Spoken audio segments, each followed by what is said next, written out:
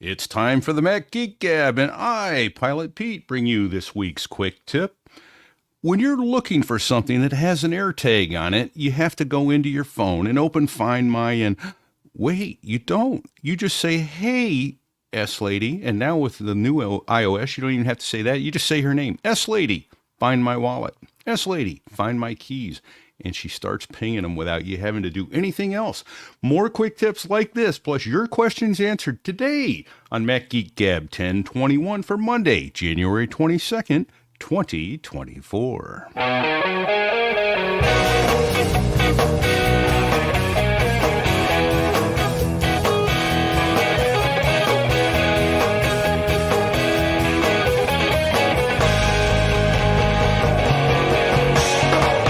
Greetings, folks, and welcome to Mac Geek Gab, the show where you send in quick tips like that. Sometimes we share quick tips like that. You send in cool stuff found. Sometimes we share cool stuff found. And you send in your questions. And sometimes, hopefully most of the time, we can help answer them when we get together, because the goal is for each of us to learn at least 5 new things every single episode. Sponsors for this episode include Coda.io/MGG, where you can sign up for free and get your docs all kind of on text and tables on one page. BetterHelp.com/GeekGab. Yeah, I know the URL is a little different. It's fine. We put them in the show notes for you so that you can just go to MacGeekGab.com and click on them. You can give online therapy a try at betterhelp.com/geekgab and Zocdoc.com/MGG, which is the easiest way to find a great doctor and instantly book online. We'll talk more about all of that in a few moments here. For now, here in chilly Durham, New Hampshire, I'm Dave Hamilton. Here in even chillier South Dakota, I'm Adam Christensen. And salutations à tous. Je suis Pilot Pete de Paris. That's Pilot Pete in Paris, for those of you who can't get my pigeon French down. Greetings, gents. It isn't too chilly here. We're at least above freezing, although there is snow on the ground. It's impressive. There's snow on the ground in Paris? Oh, yeah. Wow. Is that atypical, or is that sort of normal? No, it's sort of normal, but it doesn't stay below freezing long here. I've found that, when it happens, it gets in the mid-30s and stays. And is windy. So there's that. If this were, say, you have an iPhone 15 Pro, right, Pete? Mm-hmm. So if this were, say, two and a half weeks from now, you could go outside with your iPhone 15 Pro and take one of those cool, like, not quite movies for the Vision Pro, like the whole thing, and you could send it to Adam, because, Adam, you ordered one of those this morning, didn't you? I did. I had been planning for this, actually. One of the reasons why I did not get an iPhone 15 Pro, because I was going to take that money and use it for this, although I don't know how much the sting out of the 4K bill that took. Ugh. Yeah, right. It was hard. Okay, yeah. So how did the pricing work out for you? Yeah, it's $3,400. What do you mean 4K? Yeah, it's still a lot. $34.99, and then you start adding on the stuff, right? And so you get in there, and guess what? There's a 256 option, which is the $34.99. It's 256 gig storage, and then, do you want 512? That's another $200. Even though I could go get that for about $50, I think, just about any place else. Maybe even less. I don't. What does a 256 SSD cost these days? It's around $50. I'm imagining. I think. Yeah, or less. Yeah, I think. Yeah. But Apple, they love to charge for that stuff. And then you could go all the way up to a terabyte. And, I was originally just going to go with the base model. And I thought, you know what? I'm not going to be buying like every version of this thing. So like my option to upgrade is not going to be like, I'm not spending another $4,000 next year for the 2 or whatever, or 2 years, whatever it is. Yeah, so right. I need a little longevity. So I wanted to give myself a little headroom. So I'm like, okay, I'll take the middle tier. And then you got tax, but then the super sting really was the Apple Care. I didn't do my research. Had I done this ahead of time, I would have known and been prepared. But $4.99 for Apple Care Plus. Whoa. $24.99 a month, which I went with the monthly option, because that allows you to continue till you don't want to pay it anymore. Yeah, right.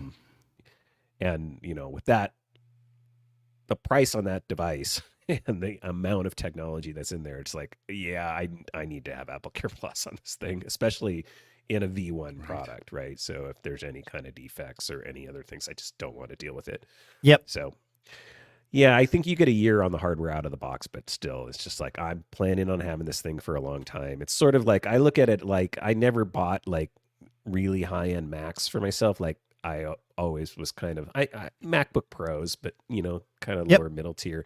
Never went for like a Mac Pro or a Mac Studio or like anything crazy. So this is my foray into the spatial computing technology. And, yeah, I'm curious what are you what drove you to buy this? Like what are you going to use it for? Like I'm just curious. Yeah. So the number one thing is, I'm very interested to just use this, see if I can use it as on a daily basis for my work, for doing programming and development work, right? The idea of having basically infinite desktop is very appealing to me as a developer and a programmer. I have 2 screens now. I've wanted bigger ones for a while. I haven't invested in those. So that's another place. Like I have really just bare bones screens. I don't even have 4K screens. I have just regular screens. Okay. So, I'm looking to see if that experience works out. It'll be interesting to see with the weight and all that stuff, how that pans out. But that, and then, I like entertainment and watching movies and stuff like that. So I think that is going to be my other big use case, is just entertainment consumption. I'm frankly the only person in my house, I think, that actually watches TV, like on the TV. Right, you've said that. Yeah. Everybody else just watches on their phones or whatever. Their phone, yeah. So, but I like to sit in the living room and watch a TV. So now I guess I can sit anywhere I want and watch my big screen, giant screen with great audio and have that experience. So I really don't know. I don't know where developers are going to take it. I'm just excited to try something brand new. I think, it's been years and years and years. I was going to even comment, like, I'm seeing iPhone 16 Pro rumors right now, right? And the iPhone has gotten, unfortunately, just kind of tired. I mean, it's where it is in the cycle. I mean, we've been through so many generations of this, but like, it's a recycle of rumors. Like, I think the rumor was next iPhone's going to have 2 terabytes of storage. Well, we've heard that rumor for like 5 years. You're right. So what? Yeah. Yeah. So just excited to try something new and again, I've never jumped in on the full cutting edge. Even with the original iPhone, I did not buy the original iPhone. It was through the generosity of a listener that I ended up with the original iPhone. Oh, interesting. They wanted me to discuss the iPhone, and I was just like, I can't pull the trigger on what was it? It was like 800. They dropped. Oh yeah, it was a lot. Yeah, $300 like right after it launched, and there was no subsidies. It was like I can't remember the original price. I want to say it was around $800, and then they dropped it to But remember, you $5. could get 4, 8, or 16 gigabytes if you really pulled the trigger on it. Yeah, it was crazy. So yeah, I'm just excited to like see what this is all about and see if Apple really pulled it off. And it's had nothing but rave reviews in the media from the people who have tried it. So I'm just very excited to kind of be on that. But really, the use case is, because of the battery life, it'd be, I can be tethered here in my office. I can have it plugged in, just right into power, and use it for as long as I want to use it for, as long as it's comfortable. And I'm really curious to see how long is comfortable. I've heard people say even after a couple hours, it can get a little bit heavy, but we'll see. Well, I'm glad that you've taken a leap here. Clearly, and it's a leap you don't normally take. It's not just like in your wheelhouse to do this. So I'm stoked to hear. I too have heard the opinions of folks that have used it. Most of those are, quite frankly, more like me, where they just take the leap anyway, every time, no matter what. I'm really eager to hear your take on this because you're not like that. I did atypically. I did not order one this morning. I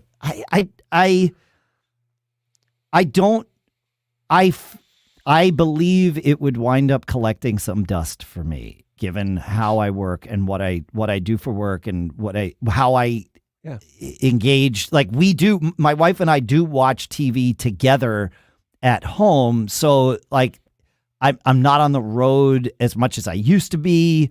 So, which is where I think I would probably get the most use out of it. I think this is perhaps the perfect hotel room computer because you can bring a big monitor with you anywhere you want to go, and it doesn't take up the space that a big monitor would. So there you go. Now I've got a justification. Yeah, sorry, Pete. I'm a couple hours too late here. We are recording this on Friday the 19th, just so you know. But yeah, so I'm eager, and like many things in my life, I may realize, I made the wrong decision, and then I'll buy one, and then that's fine. But Pete, did you get one or no? Or did you order one yet? Like you said, my concern is that, I was down in the basement. We're getting ready to move in the spring, and I was down in the basement cleaning out a bunch of stuff, and I've already got some very expensive dust magnets I've discovered. And that is actually one of my concerns is the same thing, Dave, that this may not be used as much as a $3,500, $4,000 piece of gear would require. Yeah. So Yeah. I really want one. I really, really want one. I could justify maybe 1,500, maybe 2,000. So hopefully, like all tech, it's got to come down in price, but it will. Yeah. And this is the Vision Pro, or as they want us to call it, the Apple Vision Pro. Somebody texted me that last night because they asked about the Vision Pro. And I said, look, if Apple either buys my company or writes my paycheck, I'll call it what Apple wants me to call it. And they know how to find me, but I don't know that the price is going to be something they want to pay. But this is the Pro version of this product. Yeah, right. What's the non-Pro version going to look like in terms of features and price and all that stuff? So, yeah. I mean, I'm concerned about it eventually becoming a very expensive paperweight as well. Like that's in the back of my mind. Like this is an experiment. It could totally fail. Like this could be the only one ever made. I don't think that's going to be the case. I agree. But Apple's done that before. I mean, the HomePod's back, but the original HomePod was like, oh, that didn't work. Yeah. They just killed it off, or there's lots of things that have been killed off after one generation. So that was interesting. Now that you mentioned that HomePod too, that's one that was here and went away, and then they did the mini, but not very much hoorah about it. It was just all very quietly done. Yeah. So that could happen. Just real quick on the buying experience, that was super smooth. I'll just tell you that. Like, I had a little bit of issue just because it was early in the morning and I didn't have like all the lighting on in the house. But basically, I did it through the app. It looks like you could do it, through your Mac, and then it'll go connect to your phone. I'm assuming using the continuity features. But basically, the first step was scan your head, and that was kind of like the Siri process where you hold out your phone. In this instance, you would look left, right. Oh, the up, Face down. ID process, you mean? Yeah. So you didn't do the head circle thing. You just did each direction, and you had to do that twice. So I had a hard time getting that registered at first, but I eventually got that through, and it went fine. And then it asked all the questions about, do you wear glasses? Do you wear contacts? All the prescription, and I had my prescription ready, so you do need to upload your prescription, I guess, after you do your ordering. So they'll let you go through the ordering, and then I guess you have to upload. I didn't have to go through that process because I ended up finding out that if you use contacts, one, you don't, depending on, how your eyes are, this is all caveat, but I have, normal contacts, not monovision ones or anything like that. So I just have standard contacts, no cosmetic contact stuff or whatever. So you can just use the Vision Pro with your regular contacts. Now, I also need a little bit close-up stuff for my computer stuff. So with that, I'm just getting the regular like reader inserts, like 1.0 power reader inserts. So I went that route rather than going with the prescription lenses. I had my prescription ready in case I wanted to get the prescription lenses and not have to use contacts. But that's the route I ended up going because I think that's going to work better for me, because that way, for normal viewing, I could just wear my contacts and, watch movies and see the distance stuff. And then for my computer work, I can use the reader inserts because I have computer glasses or whatever. So I went that route. So that was really smooth, other than the fact that I didn't see the question that said, oh, if you're using contacts, do you want to use contacts with readers? And so there was a button for that. I missed it. So I was already down the ordering process. I'm like, wait, it never asked me when I want to get the reader inserts. So I completed my order. And the facial scan is so that they can get you the right light seal and all that stuff. So it Yep. like registers your face and it sets all that stuff up. So like, I'll just go back and, order the reader inserts separately. So unfortunately, when I went back to do that, it wanted to do a face scan again. And I guess if you have the reader lenses, there's an adjustment in terms of the light seal. They recheck the light seal. And so there's all kinds of different light seal numbers. It's like a 2 number plus a letter. So when I ordered it without the inserts, it was like 21W. And then when it rescanned my face, it's like a 23C or something like that. So I had to get a new light seal. The light seal is $200. Oh, ooh, that stings. Yeah. God. So everything on this is separate. So I don't know if I'm going to really need both, if I'll be able to send the one back, but it sounds like different light seal when you've got the inserts in versus when you don't, at least according to the face scan it did. So we'll see, when it all comes. But yeah, just be prepared Can't for that. Can't you just turn out the lights in the room? You could have just asked in our Mac Geek Gab Discord at macgeekgab.com/Discord, because Warren said, Adam, I knew you were a 23C. So there you go. Oh boy. There you go. Actually, I have a question that came up in that. So you talked about using the app in the phone and then doing the Mac, and it'll talk to the phone. What if you're an Android user? Can you not use the Apple Vision Pro? Is it dependent on iOS or macOS? Or maybe you have to go to the Apple Store and order it? You have to go to the Apple Store and have them do it for you, yeah. And I wonder, how, like, percentage. I know there's going to be a lot of people where the process you went through this morning and just described works totally fine. And then there's going to be some people for whom they get their thing and it's completely the wrong fit. I'm wondering what the success percentage is going to be like, comparing that of people who did it at home, like everyone had to this morning, versus people who go into the Apple Store and actually get fitted for it there. Right. I'm curious. Like, I don't really necessarily have a guess as to which one's going to be better.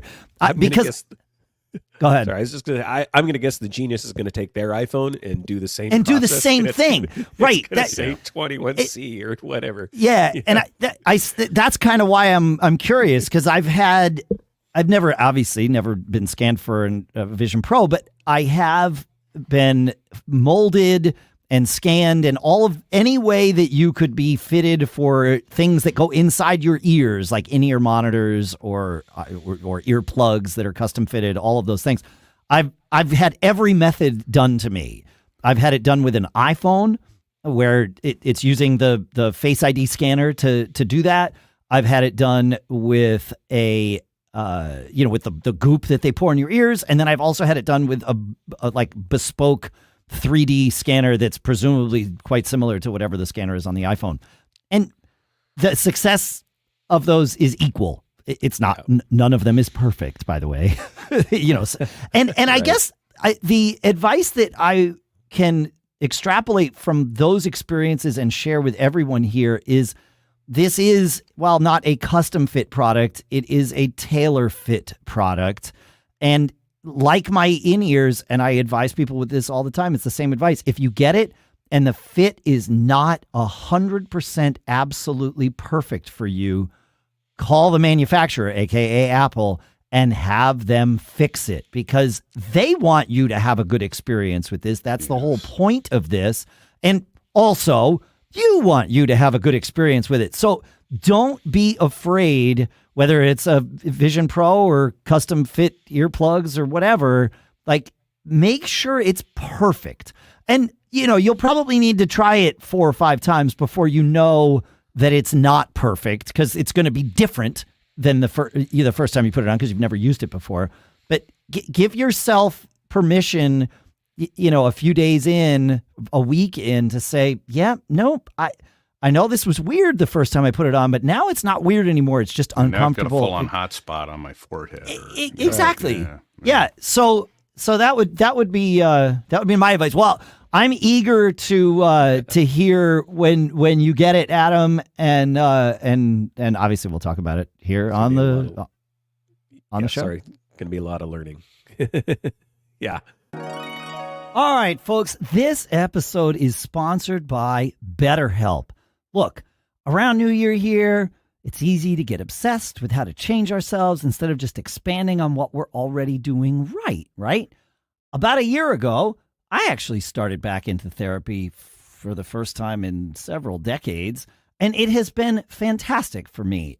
It's nice to really just have someone I can talk with on a regular basis, kind of process all those things that are going on in life, and it really can be helpful. At least it has been for me. So if you've been thinking about starting therapy, well, give our sponsor BetterHelp a try.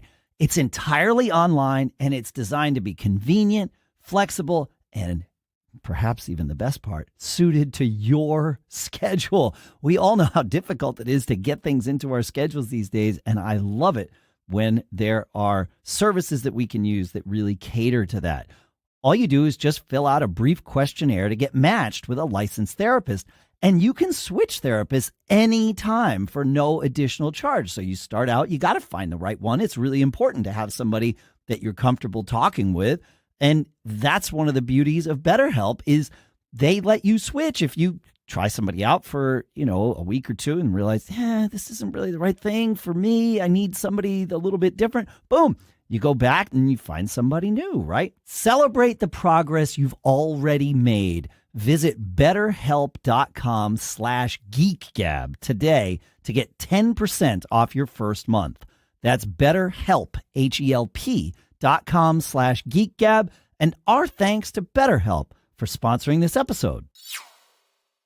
All right, let's. I know we started the episode with quick tips. Let's resume doing quick tips, shall we? Ben shares an interesting one here for us, and it came out of a question that was posted in our Discord where somebody says, once in a while, I want to open a folder in the app library, but usually I cannot do it on either my iPhone or my iPad. Once in a great while, whatever the magic tap is, I can do it and the folder opens. But most of the time, either nothing happens or I unintentionally open one of the apps.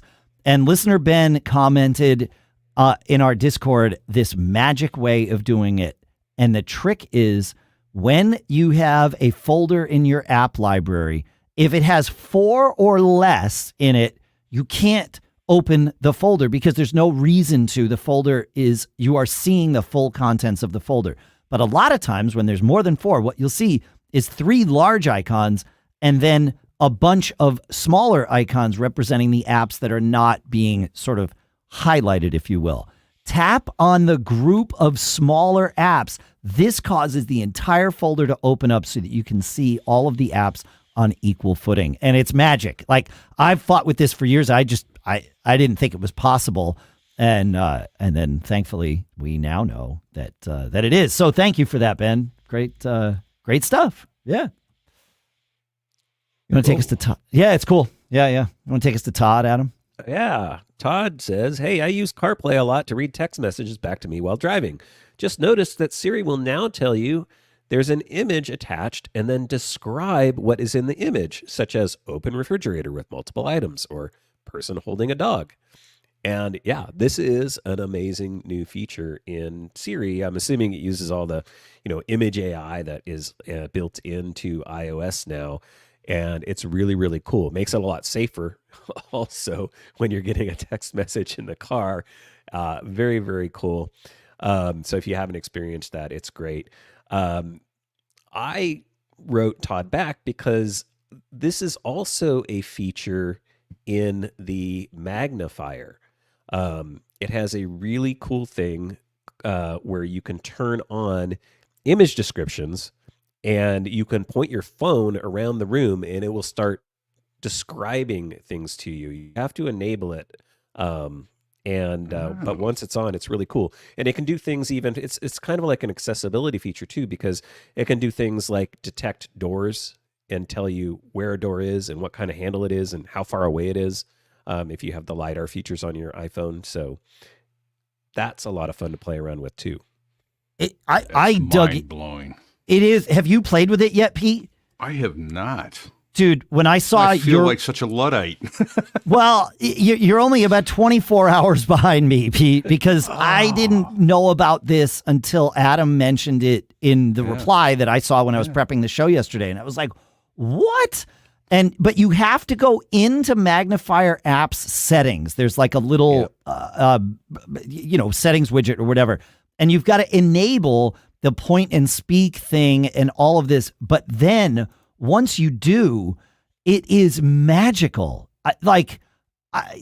It lets you do all the cool things that you'd ever want to do to demo. I can see where, especially, from an accessibility standpoint, there's a lot of benefits here, but it's just cool. Like I had no idea that I could, you can point it at direction or like instructions, and it will extrapolate things out. You can do this thing where you point your finger at, you hold your phone arm's length away ish from whatever you're trying to read, and you tap the text that you want to read with your finger, and the phone focuses in on that blob of text. Yeah. It's like, as I'm describing it, it's hard to describe. You got to play with this. It's really, I was stoked about this. Whoa. Yeah. There's big brains working this stuff at Apple. Yeah. That is astounding when you think how difficult it is to get a computer to do something like that. I think.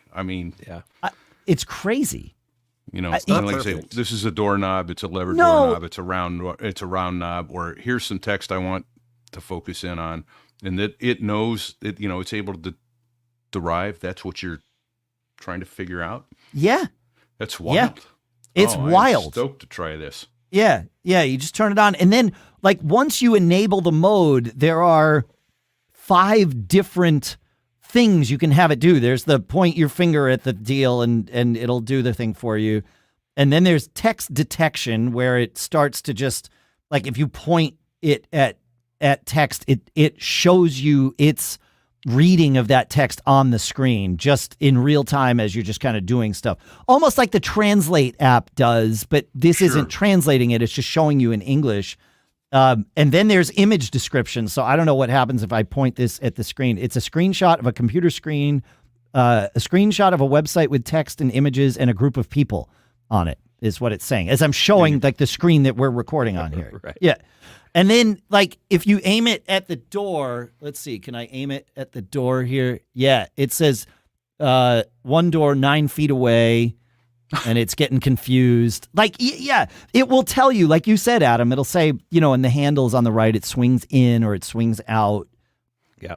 It's crazy. And then there's, go ahead. Like my house has the lever handles versus the knob. So it'll describe the type of handle even, so that yeah.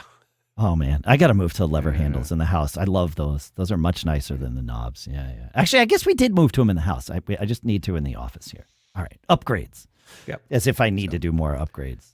But I didn't spend $4K on a Vision Pro, so that's extra money, isn't it? Extra money for handles. Yeah, do we get to call that nerd math?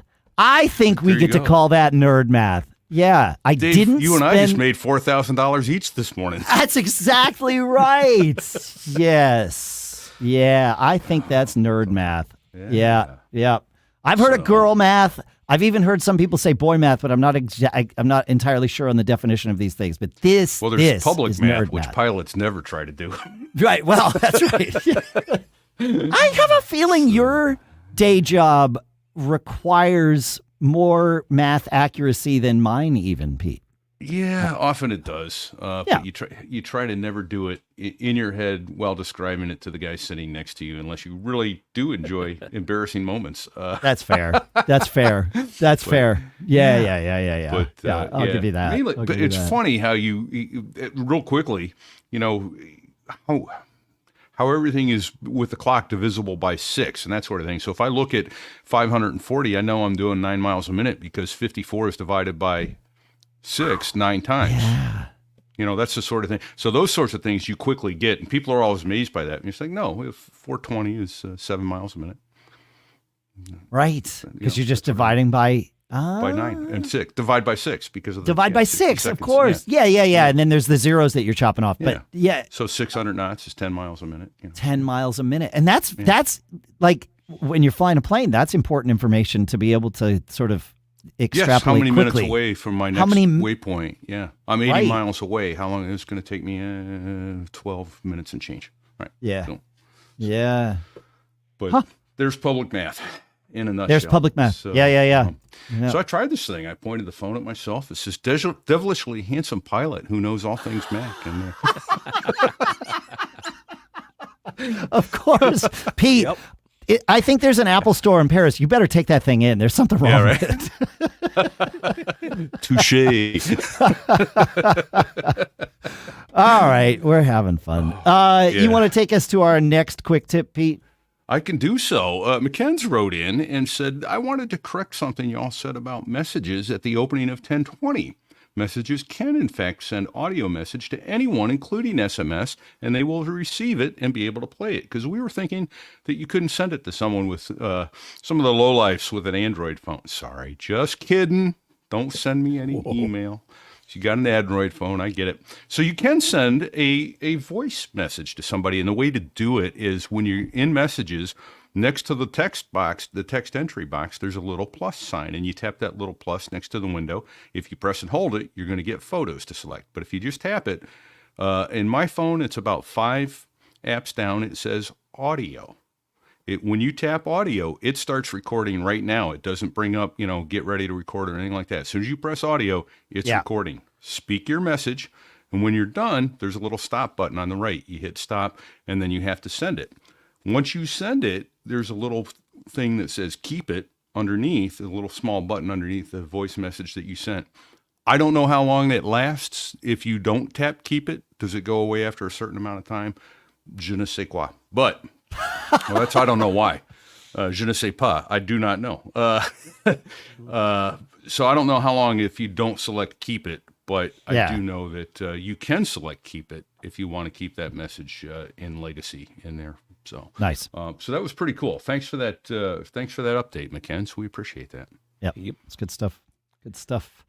All right. One more quick tip left. Drewski. Yep. Drewski. I got Drewski. He says, for years, for years, I've suffered from an apparent birth defect known as lazy shift finger, whereby my pinky finger lingers on the shift key while my other typing fingers have moved on to the second letter of the word. Having no solution other than slowly retyping the overcapitalized word, I wrote an email pleading for an MGG intervention. But right before sending, I went exploring and found that the setting that is so intuitively located at System Settings, Accessibility, Keyboard Settings, Input Sources, Edit. It's a setting called Capitalize Words Automatically. I interpreted that as capitalize the first letter of a word in a sentence when you forget, which in fact it does, but I threw caution into the wind, clicked the switch to enable, and voila! No more capitalizations, even if the word is mid-sentence. My shift finger is still lazy, but my typing no longer reveals it. And just as an aside, this doesn't apply to typing numbers and characters, however, but as those are few, like extra, commas, parentheses. I'm so bad at grammar. I've, like extra characters there. Apostrophes. Yeah. Apostrophes. Yes, that's what I want to say. He says, I will just add those as text replacements in the keyboard settings, which that's another tip I think we've discussed in the past, where if you have common misspellings that you just do because you mistype things, like for me, it's download. I, for whatever reason, swap the A and the O. I just put that in as the bad version of it and as a text replacement in the keyboard replacements, and it automatically gets fixed. So it fixes my bad typing. But he says, hope that helps someone afflicted like me. So great tip. For those other characters, I'll just add something you might want to play with, Drewski, is slow keys in the accessibility settings. So if you go to System Settings, Accessibility, Keyboard, Slow Keys, there's a setting that adjusts the amount of time between when a key is pressed and when it's actually activated. There's a little slider, and so if you linger on keys, you can adjust that, and that might help. Interesting. Okay. I've got a quick question on this, and I only found this out recently in a WhatsApp text group that I'm in. I was thinking that, have you guys heard of the sarcastic mode? What's this? Oh no. No, I'm serious. I swear to God, I'm being totally serious. It's when someone wants to express sarcasm, it's like every 2 or 3 letters or every other letter is capitalized. in a word. And I'm going, so this guy's always being sarcastic is what it appears to be. If in the previous case, have you heard of that? Apparently not. No, that's like all caps yelling? Yeah, well, instead, all caps is yelling, but sarcastic mode is like T capital H I capital N K. Oh, did not. So I've never. You're trying to express sarcasm, like I think this is a great idea. Like okay. You do mixed casing in your mixed in your case is sarcastic mode. I'd never heard of that until about 2 weeks ago. So I was just thinking, well, maybe Drewski was always being sarcastic. All right, look, you know how it is. You have a team of people, you're working on a thing together, and you need to keep everyone on the same page. Well, our sponsor, Coda, lets us keep everything on the same page, literally, by bringing together the best of documents, spreadsheets, and apps into one platform. Coda stops you from ping-ponging between different tabs and tools. Coda has been amazing for collaborating with some of my remote colleagues, and it really helps centralize all of our processes and shared knowledge. Now is the perfect time to get started with Coda, especially its extensive planning capabilities. Because with Coda, you can stay aligned by managing your planning cycles and everything in one location. And then you can set and measure those objectives and key results, the OKRs, with full visibility across teams. Communicate and collaborate on documents, roadmaps, and just the stuff that you need to work together with other people on instantly. You can access hundreds of templates and get inspired by what others have done in the Coda gallery. If you want a platform that empowers your team to collaborate effectively and focus on shared goals, you can get started with Coda today for free. I know. Head over to coda.io/MGG. That's coda.io/MGG to get started for free. Coda.io/MGG. And our thanks to Coda for sponsoring this episode.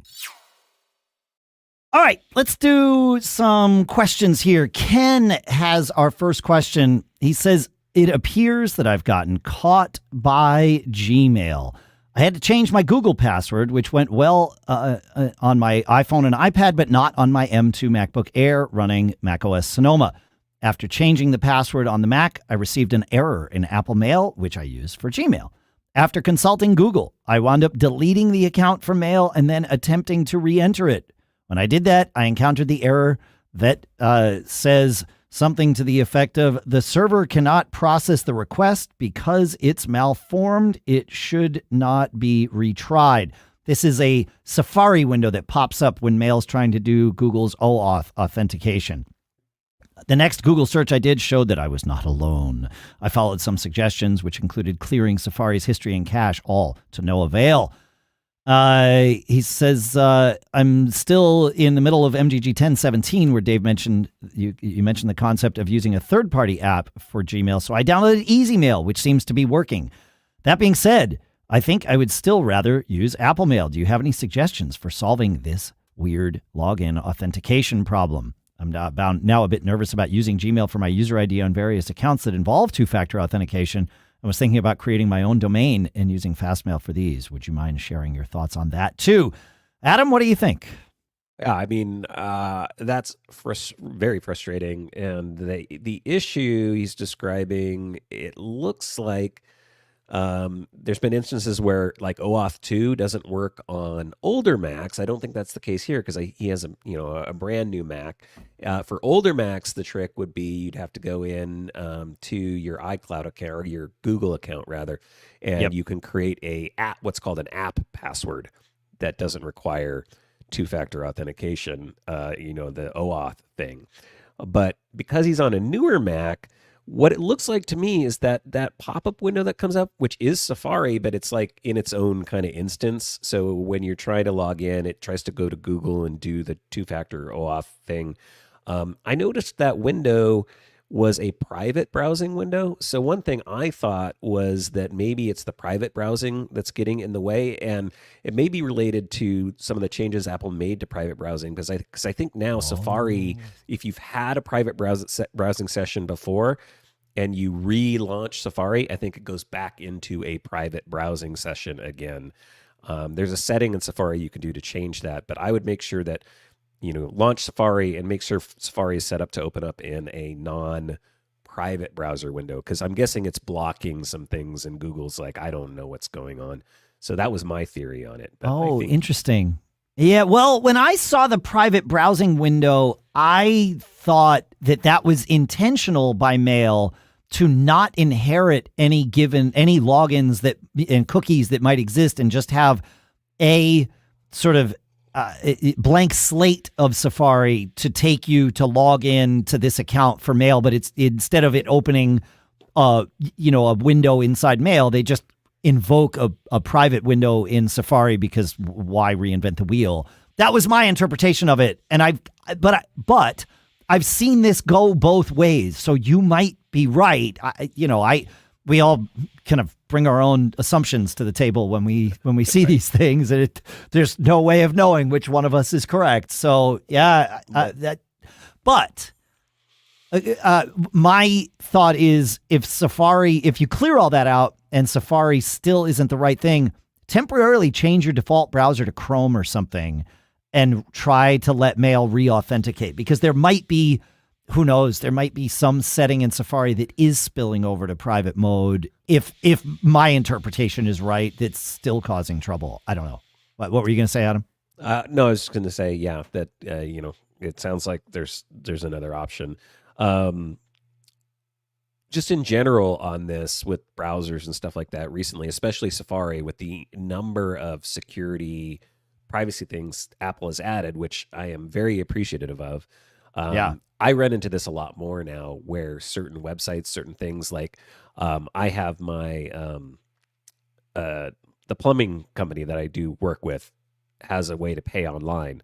Okay. But that will not work in Safari anymore, because of whatever they're doing with privacy and stuff like that. So I have to make sure I open that in Chrome or some other browser. Again, not really happy about probably what it's doing behind the scenes, but that's just the way. But it's something for people to know. Like, this is just generally a good tip. If you run into a website where it's not working in Safari, try another browser. That's just a good general tip, and it might work someplace else. Just be aware that you might also be having your privacy invaded on. Yeah, right. So there is a thing that's happening this year. Adam, you suggested using what Google calls their app-specific passwords for less secure apps, or LSA in Google parlance. I believe if you are using one of those for a Gmail account, so an account that is at gmail.com, I believe what I'm about to share does not affect you. But I've put a link in the show notes for this just in case. But if you are using a Google Workspace account, and you might even have one of these as a legacy from your personal domain or something when they were free, or maybe you're paying for it, but it's where you use Google's mail services for your own domain, whether it's for work or personal, it doesn't really matter. If you're doing that, starting this fall, you will no longer be able to log in with those app-specific passwords. And starting in June, you will no longer be able to create those app-specific passwords. The options will go away.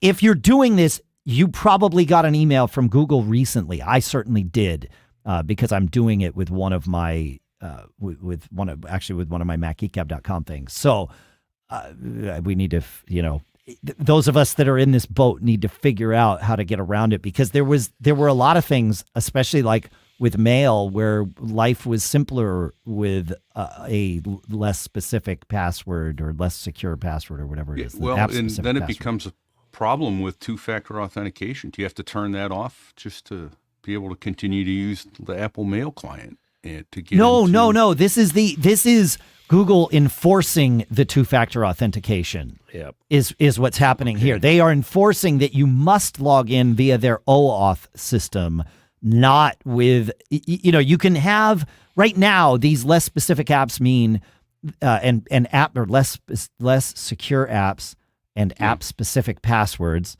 This is like trying to do public math. The idea is you normally would log into Google with your OAuth thing and the two-factor and all of that stuff. But there's some apps like, say, an IMAP email client where the only thing you get to put in is a username and password. There is no opportunity to log in with OAuth. Like Mail actually lets you log in with OAuth. That's what this whole problem is about here. And Adam's solution was create the app-specific password and bypass Google's OAuth. Yeah. If you have a Google app for domains or Google Workspace or whatever, you can't do that later this year. Yeah. Just that's a PSA. That's a PSA. That's right. Yeah, it's just related because you brought it up. That's all. Yeah. Just on the OAuth thing too, Pete, like if you have a client, like I'm going to go check now. I didn't know this was going on, Dave, because I think I'm using app-specific passwords for Fantastical right now. I don't know if it's still required or not, but I would encourage anybody who, if you have an app like this that's not supporting OAuth, email your developer and ask them, because OAuth support can be added to an app. I want to ask you about that. Like, as a person who writes code for a living, like how good are the libraries that companies like Google offer?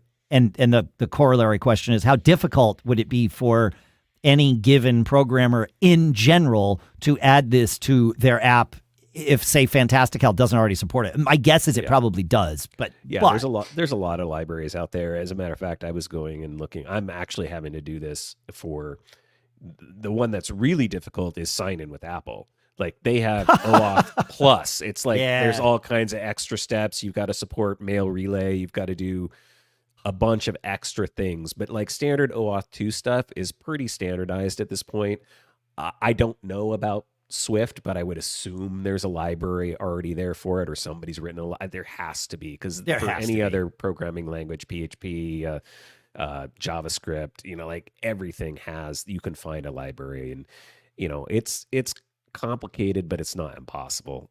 Got it. Like it's been around long enough that was my presumption. Support it. Yeah, like a week's worth of work or less, maybe, to implement OAuth. I think it probably depends on your app and what you're doing. But fair. Yeah, it shouldn't be super, super hard at this point. It's not a 6-month project for for most people, right? Yeah. Again, I don't know how everybody's apps are written. Of course, I'm asking you to generalize. Right? Yeah. If you got a bunch of legacy stuff you're doing weird, who knows? But yeah, for standard like login, it's become pretty standardized.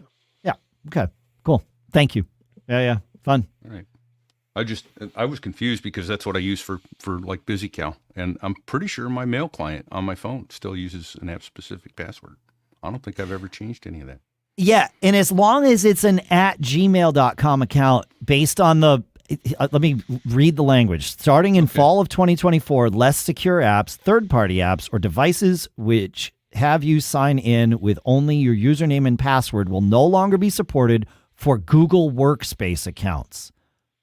Yeah. They're not saying Google accounts. They're saying Google Workspace. And Google Workspace is when you're using your own domain. Like that, effectively. And I have one of those, and that's the of course my main one, my domain. When I got the email from Google yesterday or day before, whatever it was, hey, here's this thing that's happening. Here's the timeline, the one that I shared earlier. And here's a text file listing all of the accounts in your domain that suffer from this problem. And so, like, we each have email addresses at macgeekgab.com, right? Sure. And feedback at and premium at, and all of those are considered email addresses. Of course, they listed one for me, and it was mine. So, and I'm the admin of the domain, so that's why they sent the email to me. So, you guys don't have to worry about your macgeekgab.com accounts because you're not using less specific or less secure passwords or whatever. Yeah, and Pete from the FAQ at BusyMac, they asked, G Suite accounts will only allow access to apps with using OAuth. Does this affect BusyCal or BusyContacts? No, it does not. BusyCal and BusyContacts already use OAuth 2 to access your Google G Suite accounts. Wow. We don't use or store your Google account password, so you're fine on BusyCal. Yeah, and that's the reason. Yeah, that's the reason for this, right? Is when you log in, when an app has you log in with the OAuth thing, it never sees your password. You authenticate with, in this case, Google, and then Google shares a token with the app in question and then stores that token on their end too. So you can go and revoke that one token on the Google side and it would stop, in this case, BusyCal from working. But BusyCal couldn't ever like log you in and do other things with your account because you've only given that token access to your calendars. When it requests it, it asks, and you see this come up on your screen. Sure. Google says BusyCal's asking for access to your calendars. Do you want to grant that? And you say yes, but it can't see anything it hasn't asked for and that you haven't granted. And it can't log in other things. So it is more secure. Like there's good reason for all of this. Yeah. I like that. Okay. Yeah. All right. Shall we go to Jim? We shall. Jim writes in. He says, I have a corporate issued M2 MacBook Air managed by Jamf. After an inline upgrade from Ventura to Sonoma, everything got real buggy. Went through a number of steps, but engineering gave up and told me to nuke and pave. I've been faithfully using Time Machine with an external 2 terabyte drive, so I figured this is no big deal. In the install iterations, Time Machine refused to restore the latest Sonoma backup before the downgrade. After getting a fresh Ventura install, Time Machine also refused to restore from any of the Ventura backups in recovery mode. It tells me I have to use Migration Assistant. Turns out Migration Assistant just hangs at the setting up spinner but never logs out. If I kill it, wind up with a cursor and desktop, but no other UI elements, forcing me to do a hard reboot. I have 2 questions. How do I get my files on the existing Time Machine backup, and what other backup options should I use going forward? I'd be happy with an occasional clone that unmounts the drive after completing a daily backup. I've used CCC, Carbon Copy Cloner, before, but you guys talk like it's less useful than before. Work won't buy any apps, so I'd like something as close to free as possible. Yeah. So I've never had great luck restoring to a downgrade. I've done it, and I talked about it on this show because I wanted to prove Apple wrong when they said they hadn't broken Core Audio in Ventura.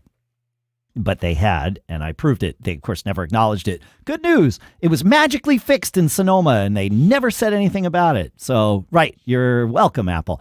I've done it. But what I will point out is, like, you could force your system to accept all of this if you really try hard.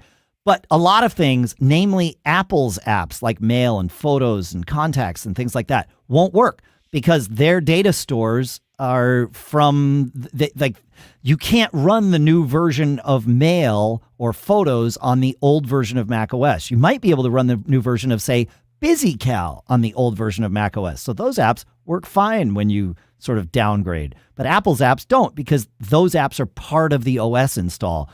And it's for that reason that trying to do a migration assistant or really any of that from, newer to older it's simply not going to work. So you need to nuke and pave and start sort of manually bringing all of these things in. You can open up your Time Machine drive, right? Time Machine backups are navigatable in the Finder, and they are navigatable in the Finder for this exact reason, so that you can just double click on them and open them up, and you will see a list of all of the backup dates. Pick either the most recent one or maybe even one that predates your upgrade and try and pull from there if that exists. But it's going to be a bit of a manual chore doing this. My advice is to when I did this, I realized, okay, I can't keep my, there's no way I'm going to be able to recover the mail from my backup to this machine without a lot of sort of really manual, extracting from individual folders. And the same would have been true with Photos. I use iCloud Photo Library, so I nuked and paved, and let Photos start from scratch, and it pulled it down. I use IMAP Mail exclusively on this computer, and so I just I logged it into my Mail account and let it pull everything back down from the cloud and rebuild the library with the older version of the OS, and that all worked fine. But that like, I did Adam or Pete, have either of you would you do anything differently? I guess is the question. Yeah, Adam. I have a question. I mean, I've never had to downgrade, or I've never done downgrades like this, but would the handy dandy, hey, there's extra features when you hold down the Option key trick work if you wanted to restore files the Time Machine way? Because if you go to your Time Machine icon and you hold down the Option key, so normally you click on the icon and it says Browse Time Machine Backups. If you hold down the Option key, it says Browse Other Backup Disks. So if you have an attached backup disk, you can point Time Machine at that old Time Machine. This is a great way too. If like we had that conversation a while back where people have said, I got a new Time Machine. How do I migrate my stuff over? My answer is keep your old Time Machine disk and just set up the new one as new. And then you can always plug that back in and go back and rebrowse it if you need to get something off that old Time Machine backup. And that's how you do it. You hold down the Option key, you get Browse Other Backup Disks. You can point it at another, and then it gives you the Time Machine interface. You can go to whatever folder directory and normal Time Machine restore that way. So that might be a way to do it. The Finder can be a little bit tricky because it's like weird how things are broken up and like finding stuff. I don't like just going in and browsing my Time Machine disk from the Finder because it feels confusing to me, at least. Yeah. Fair. Yeah. We always talk about that Option key, and how often do we not follow our own advice? I mean, right on that. Oh, no, I'm that's why I love doing this show, because we all learn. And then here's the other cool thing about that: holding down the Option key on the Time Machine icon, you have the option to verify backups. And isn't that one of the big complaints about Time Machine, that the backup is corrupted? And it doesn't do as much of the verification as you would want it to do. But probably not. But it does some. It's better than nothing, right? Yeah, I mean, correct. Yeah, I think somebody please correct me if I'm wrong. Feedback@macgeekgab.com. I think if you verify backups, it verifies that the backup is readable, not that the contents of the backup match what's on your disk. Okay. And you want to send that to feedback@macgeekgab.com? I guess. Feedback@geekgab.com. I guess. The other question I had is like, I love how Adam plays into the shtick, but clearly doesn't want to. It's not part of his deal. That's right. It's perfect. I love it. I've waited to acknowledge it for several weeks here because it's just perfect. I'm the straight man. I know. It's great. All right, you idiots. I'll play along. Okay. The question I have Feedback about, at macgeekgab.com. About downgrading, especially if you nuke and pave, and this may be too long. Maybe we don't have time to go into it, but feedback@macgeekgab.com, if you know the answer to this. What about the downgrade, especially if you've nuked and paved, would cause Time Machine not to operate normally? Like, I would think you have a brand new clean system and you're just restoring from your Time Machine backup. Like, well, yeah, but you're restoring from a Time Machine backup that was made from a newer version of the OS, at least in Jim's case here. That's the issue. Oh, so Time Machine had already kicked in and on the new one, correct. Okay, so at least the part I missed. That's my working assumption. Yeah. Again, I can only go with what I've assumed or what I've interpreted. So yeah. So there may be another tip there is when you are upgrading, and maybe that's why I usually do this. I disconnect my Time Machine backup and upgrade and make sure everything's working. And before then reset up Time Machine. Yeah. We're in our 19th year of this show. That, I believe, is the first time that practice has ever been mentioned. And yet, every single time I'm doing an upgrade, I do one last Time Machine backup. I do one last carbon copy cloner, clone of the data volume, whatever's possible in that with that OS. And then I physically disconnect the disk to which I'm doing that. And I leave it that way, sometimes to my detriment, for weeks, and then finally it's like, oh crap, that's right, CCC's not running. I got to reconnect it and tell it to go again and all that, but but I do it for exactly that reason, and we've never talked about it. No, It's just never. brilliant. I never thought It's about the it. brilliant way to operate. And I think the price of drives, it's worth getting an external drive, doing a CCC backup, getting a Sharpie pen, writing it on there, and setting it on the shelf. Yep. And go back if you need it I was later. going to say many times I have just, in advance bought a new drive. Like I know the new operating system's coming out. Just buy a new 1 terabyte drive that I use temporarily in that week or two for Time Machine backups. And the only one I don't change is I always leave my my Backblaze running. So I have Backblaze if nothing else. Yeah. Yeah, fair. Yeah. I another way of doing this, and I don't do this as often as I probably would think I would want to, is I have a lot of storage on my NAS. I have a folder in my NAS archive folder that I call cold storage. And anytime I am decommissioning a Mac, I will make a disk image of that Mac and put it in cold storage. And I never delete those. And then that way I know that, like, if I get a new, if I when I got my new laptop and I was going to give my old laptop to my wife, I migration assistanted it over, but I know that it's possible something might not be copied.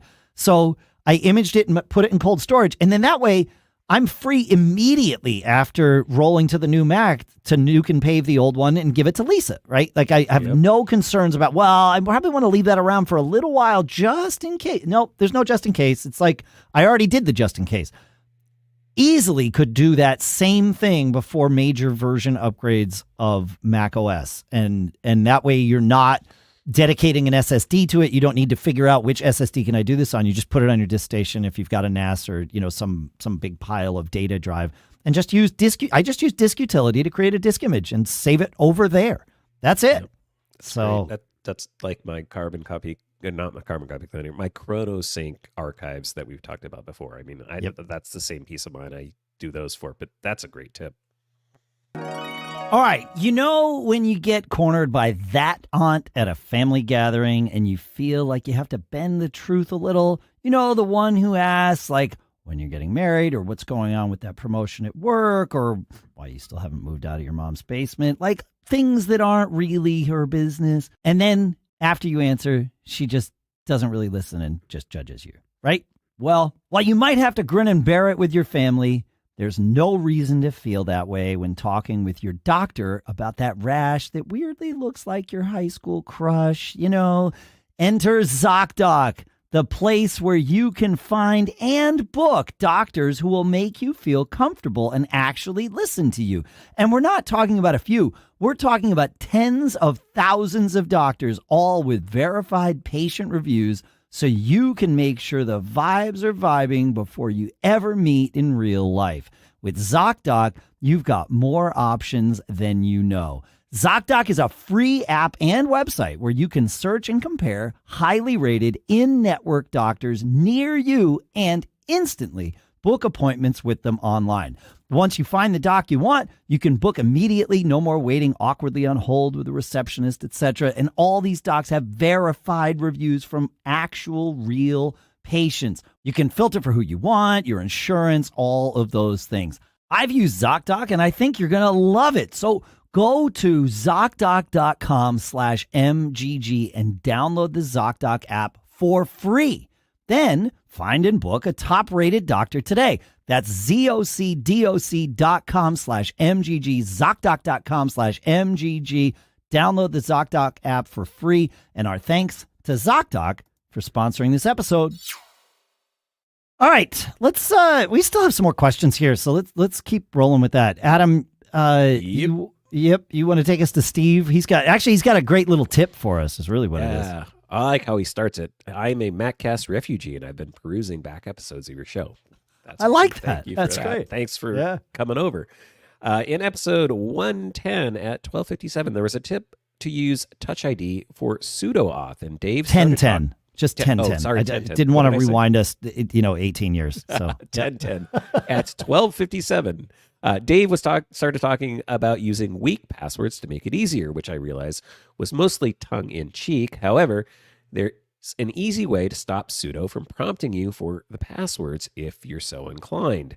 And you edit your sudoers file. You find a line that reads, We'll put this in the show notes. Yeah. %admin, all equals all, and all in parentheses. But, it's complicated. Basically, you go into that little command, you add after the all equals parentheses all, no PASSWD, no password colon. And then sudo will no longer prompt you or any users in the admin group for their password. He then goes on to say he prefers vi sudo command for editing the sudoers file, which is vi. You need to know vi. This is all nerdy Unix command line stuff. But if you know, it's hard to edit the sudoers file without vi sudo. You can do it, but you have to be authenticated in exactly the right way. So, this, if you're using sudo enough that you would want to do this, you probably either already understand enough about VI to get yourself in and out of it, or it's time to understand enough about VI to get yourself in and out of it. Yeah. And then I appreciate his last comment here. There are certain risks that come with this, but I think it's less risky than using weak passwords. Again, both things. Like I said, I'm assuming it was tongue in cheek, Dave, when you said to use weak passwords. Maybe not. Well, it may have been, but it's what I do. So there's what we do and then what we advise. Correct. Again, yeah. I've said this many times. Security comes down to a very personal thing. What risks are you willing to take or not take? And everybody kind of has to make their own choices about this. For me personally, like on this, I don't do either of those things. I'm happy for the few times that I need to put in an admin password or something like that to just happily do that. Yeah, that's my choice. You make your choice. Great tip and great comment nonetheless. But yeah. Yep. All right, we have a question from Gary who is asking about what's happening with the Apple Watch Ultra 2 and Apple Watch 9 and the O2 sensors that are in them. Now, they're not the only Apple Watches with O2 sensors, but they are the only currently for sale as new Apple Watches with those O2 sensors. And in the news, there's been, they were taken off the shelves just before Christmas because of this lawsuit from an Italian company that whose patent on O2 sensors probably in some way infringes, or Apple's use of it infringes on their thing. And so Apple has announced some future plans about how they're going to disable the O2 sensors in the Ultra 2 and Series 9 watches that are sold going forward. And Gary asks, will Apple issue a software update to remove the O2 sensors from previously sold models? Should we avoid updates on our Apple Watches? Pete? So, So I thought, wow, I'm not going to update. And then yesterday on macOS Ken, and he talked about Mac rumors. To be clear, everything we're sharing is what we know as of the moment we're recording this, which is January 19th. And I'm about to muddy the waters, brother, because I just as you were talking on the last question, I said, let me see if there's any others to back this up. And now it's saying that feedback at macgeekgab.com or on our Discord channel live chat, if any of you have updated the 10.3, watchOS 10.3 on, can you tell us whether it killed it or not? Because I found an article that said it's going to kill it. That was a day ago. So we don't know whether it's going to kill the blood oxygen sensing capability on the current watches with the new OS. Is it killing it? I know that they're selling the new watches with no ability, even though the sensor is physically in there. And the app is still on the watch. If you tap it, it takes you to the health app with explanations and other avenues to go down. And then I just found out in reading that why my son's Apple Watch 8 was broken. He couldn't get an ECG, and he couldn't get the blood sensor to work. And we thought, well, that functionality just isn't working on the watch. If you're under 18, those apps won't work for you. They're inhibited by Apple. Yes. Wow. Right? And I kind of understand that, that the lawyers got involved in that and said, oh, Yeah, no, we don't yeah. want to do that. But yeah, I'd be interested to know now that my son is over 18 and he got a new watch for Christmas. Does his stuff work? I bet it does. He was 18 when Christmas rolled around, so it probably worked from the beginning. But Okay. All right. But so like I said, I'm sorry, I just muddied the waters. I don't know. Mac Rumors, macOS Ken all said, look, if you've got a watch with that functionality in it, the update is not going to remove that. And then I saw a couple articles, and one is behind a paywall. It just was the teaser. They had to read further, and I'm like, I can't read any further. But the teaser was that the update was going to remove that functionality. So Interesting. So Warren 10.3 is at this moment in time still only available in beta. And okay. Warren in our chat says in the latest beta, again, as of this moment, he still has that option. So okay. we will stay tuned, right? Keep your eyes peeled on the news and it like wait to do that update. Maybe take this moment to turn off automatic updates on your Apple Watch so that you aren't one of the first testing this if you don't want to be one of the first testing this. Because I'll tell you what, especially those of you out there that fly light civil aircraft, this is a huge function. You're up at 10, 11, 12,000 feet. You can measure your blood saturation. Would I rely on it to save my life? Probably not, but it's a good indicator that, hey, I'm only reading 85%. I'm a little loopy here. I probably need to descend. Yep. So it shouldn't be your primary and sole indicator, but it's a clue. Yeah. Yeah, there you go. And in aviation, a clue bird strike will save your life, sir. Oh, there you go. All right. I know we have very limited time because of some scheduling stuff here, but I do want to share a note or a Discord chat that happened. DarthSebulba,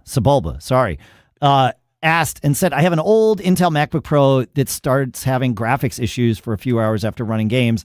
Has anyone, I suspect it's a heat issue, has anyone found a good free piece of software for showing the internal temps of the graphics and the CPU? And of course, I think iStat menus because that's what I use, but that's not free. It is included in SetApp if you have it.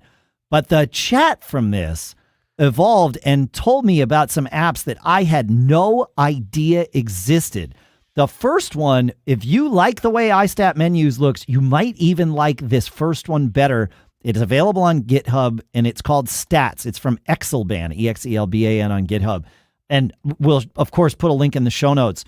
But it looks a lot like iStat menus, and in fact, is a little more compressed in its view. I'm thinking of switching to this on my laptop, at least to test for a little while. But it very much inspired by iStat menus, which, of course, was inspired by a free app, which was our very first cool stuff found years and years ago called Menu Meters. Remember that, blast from the past. Yeah. So that's this one. That's Exelban's Stats, which is, of course, linked in the show notes. And then there's one called Fanny, which is at fannywidget.com, which will show you just the temperatures of your GPU and CPU as well as the speed of your fans. So, and I think you can do some control of the fan speed. And then there's a third one called Hot, which is available on GitHub. We've talked about this one on the show before, where it shows you it's really focused on the temperatures and the speeds of the fans and that sort of thing, the CPU sensors. So we'll put all three of those out there. But I'm excited about this Stats thing. I never heard about that one before. Yeah. So, yeah. Menu Meters is dead, isn't it, Dave? Oh, Menu Meters is dead. I think years ago. When we did episode 1000 or 999 or something, I went and looked just because I was feeling nostalgic, and there was like someone that had rewritten Menu Meters to sort of work again. I don't know. I have some memory of that, but I don't know. My memory sucks. So, that's why I have computers to remember these things for me. I've had iStat for so long. I wanted to go check the price just because I was curious. It is $12 for a single license and $15 for a family license. So if you do want to go commercial, and pay for one. It's great. I've been using it for years, and that's not too bad. No. And the nice part about paying for software is that there's a greater chance of its longevity. Is really the way I'll say that. Right. But, as long as the person who's making stats still wants to use stats for themselves, then it too will continue, right? Like, if it's to scratch an itch, and stats was last updated on GitHub, it looks like 5 days ago. So, yeah. The same is true for podcasts. That is true. I mean, you pay for podcasts by visiting our sponsors. Yeah. And we've got some amazing donors, so thank you to them too. But yeah. That's how you keep this show going, because if this was coming out of your pocket for 19 years, I'm thinking it may not still be here. Yes, that's fair. Yeah, right. Yeah, we love doing it. Don't get me wrong, but yeah, we need to cover our time and expenses and all of the things. So Adam, we got to figure out somehow to get Adam, to be able to pay for this this Apple Vision Pro, whatever the heck it is, 4K. So 4K. Maybe that's why the price is what it is. It's so that that you're getting rich 4K. Value out of it. Yeah. Beautiful. Thank you for hanging out with us, folks. Thank you for sending in all your tips and your questions. That is another way that you support the show, for sure. You support the show by listening. You support the show by sharing it with your friends. All of these things really do help. And then, visiting our sponsors, for sure. Whether you buy, that's between you and them. It's our job to get you to convince you to go take a look. And so hopefully we've done that. And of course, you can find links to the sponsors in the show notes at macgeekgab.com, and you can have those delivered to your email. And of course, you get more than just the links to the sponsors. You get the link to everything, including like stats that we just talked about. So I said we weren't going to do cool stuff found, and yet, was that the coolest stuff that we might have found this week? Maybe. Right. Thank you so much. Thanks to CashFly for providing all the bandwidth to get the show from us to you. Visit macgeekup.com/sponsors to see all the sponsors from this episode and recent episodes, because Adam wrote a cool thing for the website that does that. So you might as well check it out. See his handiwork, folks. Thank you so much. We will see you next week. None of us have it on our t-shirts, so I'm just going to have to guess at 3 words of advice to share with both of you and all of you. And that is, folks, make sure you don't get caught. Made on a Mac. Ne vous laissez pas prendre. That's 5 words in French. Later. That's perfect. I didn't see you would put that up there. Otherwise, I would have thrown it to you for it, Pete. But what you did was great. No, it was great. That was perfect. That was great. Yep. Apparently, I have my iPhone plugged in with continuity camera running, and I just got an alert that battery's at 20%. So I don't know what that's all about. I got to figure that out. Oh, that's fun. Yeah. Mine, same with Camo Cam. I'll go from 100% to 65% over the course of the 2 hours we do the show. Even plugged in. And look at this. Nuke Brewer says that Menu Meters is still working on the Mac. So we'll have to investigate that and share it on a new show. Yeah, or share it on another episode. Adam, will you do me a quick favor before you leave? In your audio settings in StreamYard here, what is your microphone set to? Are you actually on the device that like the virtual device as your mic? Yeah, the M4. Okay. All right. Okay. I was just surprised that we had his what's that? Mo2? In StreamYard's audio settings? Yeah. That's the problem. You need to be on the virtual device that we set. That's why. That's why it's been messed up. Yes. I had this theory. Now, when you talk, if you change that device, it's going to be so loud. Yep. Oh, it must have got screwed up. It does. You got to check every week. I've learned to do it too. There he is. Okay, back off about 5 dB, please. Yes. All right, now we just know to check that in the future. Yeah. Okay.